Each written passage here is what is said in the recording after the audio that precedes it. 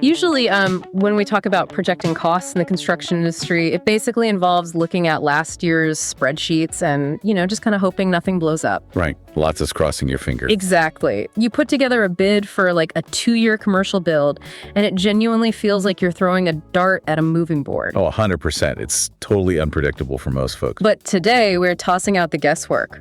So, welcome to this deep dive. Our mission today is laser focused. We are taking hard global supply chain data and turning it into a defensive playbook for your margins. Yeah, a real actionable playbook. Right. We're looking at the exact strategies you need to adjust your bid pricing and negotiate contract language before this massive measurable cost wave just absolutely crashes into your current projects. I think the word measurable is really the linchpin there. Like, we aren't talking about some theoretical market correction. No, not at all. We are tracking a strict mathematical reality that is currently just tearing through the UK market. I mean, as of May 2026, construction firms across the United Kingdom are experiencing like the most aggressive spikes in material and labor costs they've seen in nearly 30 years. Wait, 30 years? So that takes us back to the late 1990s. Yeah, exactly. We're talking about severe margin compression here. And, for the listener sitting stateside running a commercial firm in Texas or Ohio, it is so tempting to view a UK crisis as just a distant European problem. Oh, sure. It's easy to write it off. But historical data tells us a completely different story about how these cost waves actually travel. It does, because the global supply chain, it really does not respect borders. It operates as this highly efficient transmission mechanism. Right. The pressures driving that UK spike right now are this brutal combination of skyrocketing energy costs, cascading supply chain bottlenecks, and an absolute drought of skilled labor. Just a perfect storm. Right. And those forces are currently localized in their most extreme form in the UK. But the underlying mechanisms, those are entirely global. I look at the UK market like seeing a massive lightning strike on the horizon. That's a good way to put it. Right. You see the flash and you know the thunder is coming. It's really just a matter of calculating the distance to figure out exactly when it's going to rattle your windows. Exactly. And in construction procurement, that transit time is historically, 2 to 4 quarters? Yeah, usually around 2 to 4. So if the UK is taking the direct hit right now in May 2026, the U.S. market is going to feel that exact same shockwave by Q4 of this year, or at the latest, Q1 of 2027. Spot on. And the mechanics behind that delay are actually fairly simple. But are U.S. supply chains really that inextricably linked to the UK? Or is this just sort of a coincidence? No, it's definitely not a coincidence. Both the U.S. and the UK rely on the exact same multinational building product manufacturers, and the same global commodity markets. Okay, that makes sense. The delay you're seeing is simply the time it takes for a manufacturer's newly inflated wholesale contract to work its way through the international distribution network, land at a regional U.S. distributor, and then finally show up on your domestic invoice. Let's break down the reality of that for a second, though, because if I'm buying ready-mix concrete from a local plant, right, the aggregate is coming from a quarry 10 miles down the road. Yeah, the heavy stuff is always local. Exactly. The water is local. So if I am a domestic contractor, my supply chain feels entirely local. Why on earth does a spike in UK energy costs have any bearing on my local concrete pour in the Midwest? Well, see, that is the exact trap that catches domestic contractors totally off guard. Right. Because, yes, concrete is local, but cement, the crucial binder that actually makes the concrete work, that is heavily exposed to global energy markets. Oh, wow. Okay, break that down for me. So to manufacture cement, you have to heat massive industrial kilns to around 2,700 degrees Fahrenheit. Yeah, and you have to do it continuously. That requires an astronomical amount of energy, usually natural gas or coal. Okay. So when energy costs spike in Europe, like they are right now, U.S. energy producers immediately increase their exports to fill that European void. Oh, so they're shipping it overseas where it sells for more. Exactly. And that immediately tightens the domestic U.S. energy supply, which instantly drives up costs for the local U.S. cement plant. Wow, that is a crazy domino effect. And it gets worse. On top of that, the multinational conglomerates that own those cement plants, they optimize their wholesale pricing globally. Right. They look at the big picture. So when their European operations take a massive hit, They adjust their baseline pricing worldwide just to protect their overall corporate margins. I see. So the local distributor isn't pricing your materials based on what they paid for the inventory sitting in their yard today. They are pricing it based on what it will cost them to replace it tomorrow. Exactly. That's the key. And tomorrow's replacement cost is being entirely dictated by global energy markets.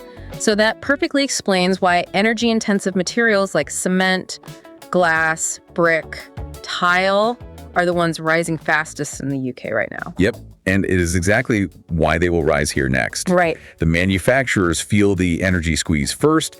They raise the global wholesale floor. And honestly, by the time your local distributor passes that cost on to you, you are already locked into a fixed price contract with an owner. Which brings us to a much broader problem, I think. Because if this were just happening in the UK, we could maybe write it off as like an isolated European grid issue. Yeah, maybe. But we have multiple global markets flashing red warning signs simultaneously, don't we? We do.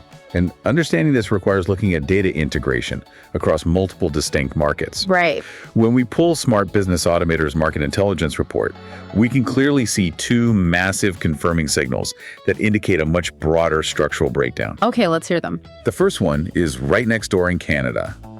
As of late May 2026, the Canadian market is reporting severe safety risks during their current crane season, and it's directly tied to a structural labor deficit. Now, a structural labor deficit is a vastly different beast than like a temporary shortage. They're very different, yeah. Because it means the physical human beings required to do the work simply do not exist in the labor pool. You can't just solve a structural deficit by throwing some money at a quick training program. No, you really can't. Because training a master crane operator takes years, not weeks. So when you lack skilled operators, accident rates naturally go up, project timelines stretch out indefinitely, and contractors just start bidding aggressively against each other to secure the few guys who are available. Exactly. And the ripple effect of that Canadian labor shortage actually hits the U.S. equipment market directly. Wait, really? How does that work? Because North American heavy machinery leasing is highly integrated. Oh, I see. If a massive commercial project in Toronto takes 18 months instead of 12 because they literally lack the manpower to operate their tower cranes, well, those cranes are tied up on that site for an extra 6 months. Right. They don't cycle back into the North American leasing pool. So that artificial scarcity instantly drives up the monthly rental rate for a contractor looking to lease a tower crane in, say, Chicago or New York. Wow. So a labor shortage across the border literally manifests as an equipment inflation crisis for the U.S. contractor. Oh, exactly. That is a direct hit to the general conditions budget of any major project. All right. So what is the second signal?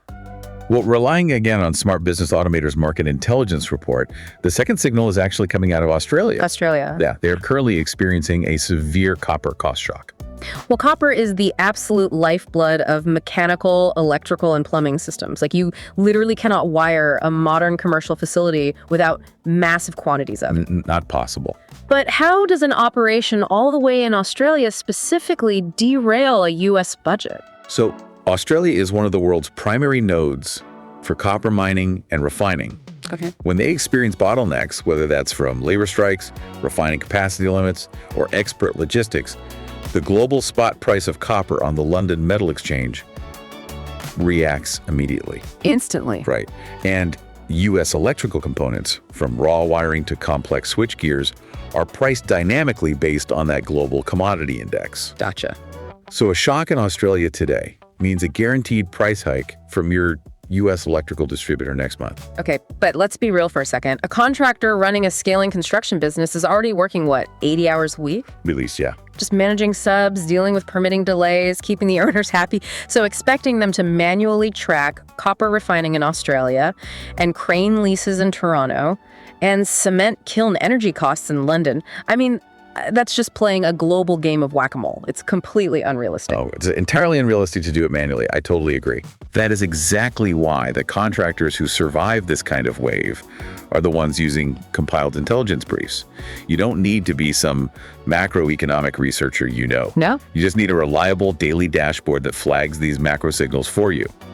If you know the signals are turning red, you can alter your defensive contracting strategy long before your local, domestic-only competitors even realize the weather is changing. Okay, let's shift into that defensive strategy then, because we know the cost wave is coming. We do? The fundamental question is, how do you actually protect your margin on a project that you are bidding today but won't even finish until 2028? That's the million-dollar question. And the industry default for this is the material escalation clause. But any contractor listening knows that just throwing a generic "the owner pays if prices go up" clause into a contract is basically a quick way to get your bid tossed straight in the trash. It really is. A poorly drafted escalation clause is, frankly, worse than no clause at all. Oh, interesting. Why? Because it signals to the owner that you don't actually know how to manage risk. You're just trying to pass the buck. Ah, I see. The strategy right now requires a highly specific, tiered approach. Yeah. You really need to structure your escalation clause with a hard 5 to 10% threshold. And the mechanics of that threshold are crucial for getting the owner to actually sign the document. Because if you set a 5% threshold, you, as the contractor, are legally agreeing to absorb the first 5% of any documented material cost increases. Exactly. And that absorption is your leverage in the negotiation. Right. It proves to the project owner that you have skin in the game. You are looking them in the eye and telling them, I am a professional. I can manage the normal day-to-day volatility of the local market. But the clause explicitly states that any documented wholesale price increase that breaches that 5% threshold is passed directly through to the owner via a change order. Precisely. You protect your profit margin from catastrophic global level inflation, and the owner is protected from being nickel and dimed over, minor local fluctuations. Right. It's like building a financial seawall before the hurricane makes landfall. Exactly. But beyond the prime contract, you really have to execute aggressively in the pre-construction phase too. Let's talk about early supplier pricing lock-ins. Yes, crucial step. The traditional rhythm of commercial construction allows for subcontractor pricing to be locked in, maybe 90 days before the bid submission? Usually. But in a volatile market with a global cost wave incoming, a 90-day window is a massive vulnerability. It's a huge liability. You have to systematically compress that window. The goal is to shrink the sub-pricing window down to 45 days prior to submission. Okay, cut it in half. Yes. And furthermore, you need to mandate 60-day price holds from your subs post-award. Wow. I know it's tight, but every single week you shave off the gap between locking in your subs price and receiving the notice to proceed from the owner. That is a week of inflation risk permanently removed from your ledger. And that requires focusing intensely on the right material categories, doesn't it? Like, not everything needs a strict 45-day lock. Right, you don't need to do this for drywall screws. Exactly. You prioritize steel fabrication and ready-mix concrete because those are the most capital-intensive and the most exposed to those global energy shocks we discussed. Spot on. But here is the critical failure point I see constantly right now. What's that? A contractor will fight tooth and nail to get an escalation clause in the prime contract with the owner, right? Yeah. But then they turn around and use standard boilerplate subcontracts with their subs. Oh man, that is a fatal administrative error. It's devastating. Your prime contract escalation language absolutely must flow down flawlessly into every single subcontract. Right, because if your mechanical sub is exposed to the Australian copper shock and they don't have escalation protection flowing through you to the owner, they're just going to go bankrupt halfway through the build. Exactly. And when a major sub defaults, the general contractor is left holding the bag. Yeah. You're scrambling to find a replacement at a massive premium, and you've entirely destroyed the project's profitability. Okay, so we are painting a very logical picture of how this should work internally. But let's bring the owner back into the room for a second. Sure. If I am a developer financing a $50 million commercial build, my entire pro forma is based on cost certainty. Of course it is. So if a contractor sits across the table from me and demands an open-ended escalation clause above 5%, my immediate reaction is going to be no. Oh, absolutely. I am paying the contractor to guarantee the price. Why would I voluntarily absorb the risk of some unpredictable global market? Won't owners just laugh you out of the room? Well, if you present the escalation clause as an ultimatum, yes, the owner will absolutely reject it and probably laugh at you. Right. The success of this negotiation hinges entirely on education. Yeah. You have to stop acting like a vendor who's just negotiating a price tag, and you have to start acting like a risk management consultant. I like that. A psychological shift. Very much so. Yeah. Because the owner's desire for cost certainty, it's an illusion in an inflationary environment. Yeah. A guaranteed maximum price from a contractor who hasn't factored in global cost wave is literally just a piece of paper. It won't actually get the building finished when that contractor goes insolvent in month 18. So how do you practically break that illusion for the owner without, overwhelming them with too much global economic data and scaring them away from the project entirely?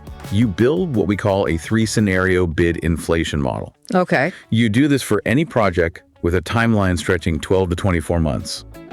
Instead of just sliding a single static number across the conference table, you present 3 distinct mathematical models. Right. And you populate those models using Smart Business Automator's market intelligence report, so the owner sees immediately that you are relying on objective, verifiable data, not just guessing. Let's walk through what those 3 scenarios actually look like in a live presentation. Sure. So the first model is your base case.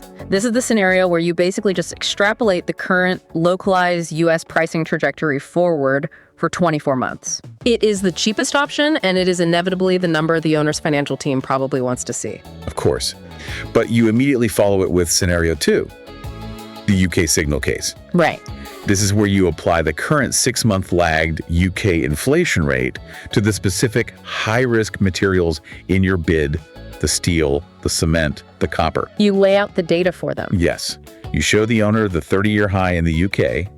You calmly explain the historical 2 to 4 quarter transmission delay, and you mathematically demonstrate exactly what happens to the project's budget when those global wholesale increases hit the U.S. supply chain. And then you present scenario 3, the stress case. Right.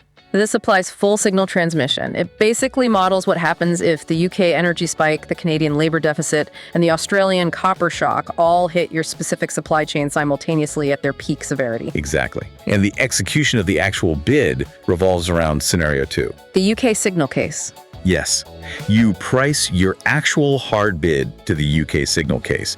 You look the owner in the eye and tell them, this is the realistic cost of building this facility based on global leading indicators. Right. But you use scenario 3, the stress case, as the mathematical justification for your escalation clause. You negotiate the clause to cover the gap between the realistic UK signal case and that catastrophic stress case. And this fundamentally changes the psychology of the room. It really does. You aren't asking the owner for a favor anymore. You are laying out the macroeconomic reality of the next 2 years. Yeah. You are basically saying, look, I am tracking global material shortages so that when this project is 80% complete, we actually have the financial mechanisms in place to get the doors open rather than halting construction because a random copper spike bankrupted the electrical contractor. Precisely. Because owners despise risk, sure. But an unfinished, half-built asset sitting on incredibly expensive real estate, that is their absolute worst nightmare. Oh, a total disaster. When you provide that evidence-based context, you shift the escalation clause from feeling like a sneaky contractor cash grab to feeling like an essential mutual insurance policy. Right. They accept the clause because you have mathematically proven that you are the only contractor in the room fully prepared to manage the incoming storm. And honestly, the alternative is terrifying.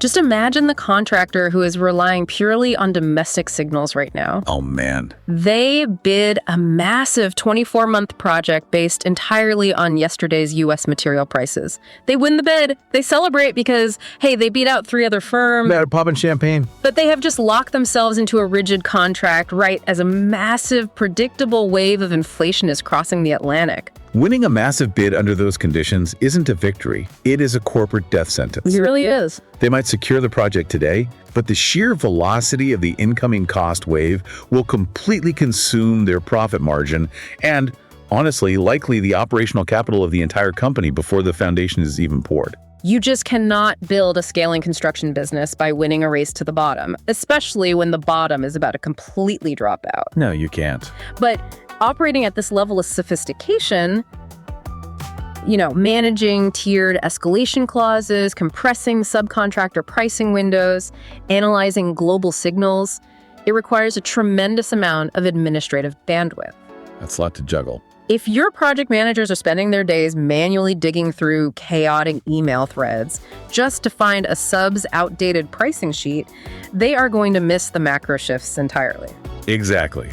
To execute this defensively, the intelligence has to be paired with real operational infrastructure. Which is exactly why we need to talk about having the right tools for the job.